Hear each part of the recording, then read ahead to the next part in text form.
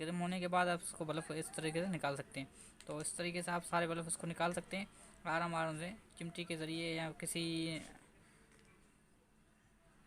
नोकली चीज़ से या बारीकी चीज़ हो ये जिसकी, उससे आप निकाल सकते हैं इसको। तो मैंने इसके अभी सारे बल्ब आपको देख रहे हैं इसके निकाल दिए।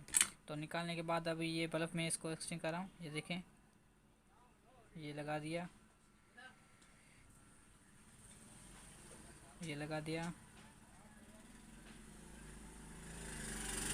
ये लगा दिया।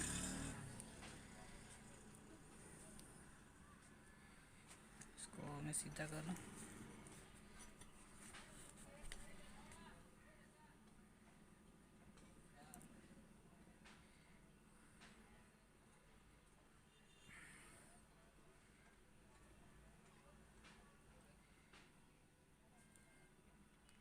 ये लगना ही नहीं चाहता इसमें।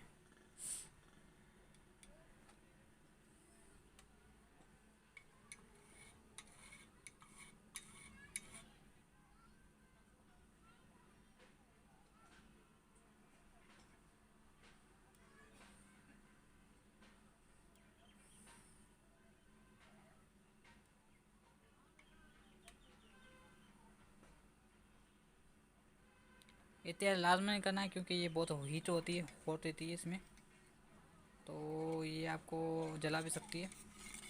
तो आराम आराम से इसको निकाल